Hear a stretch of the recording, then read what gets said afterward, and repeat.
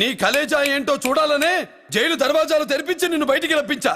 రా ఏసై. ఏంట్రా గుడ్లప్పగించి చూస్తున్నావు? కండల్లో దమ్ము గుండెల్లో ధైర్యం ఉంటే రా, నెత్తురులో ఉడకబడతా కొడాక. రేయ్ 24 గంటల్లో నిన్ను వేసకపోతే నిన్ను పెద్దరొచ్చుడు కాదు. ఎదురుగా మనిషిని పెట్టుకుని 24 గంటలు గడుపు అడుగుతున్నావు. నువ్వే మగాడివిరా? నీ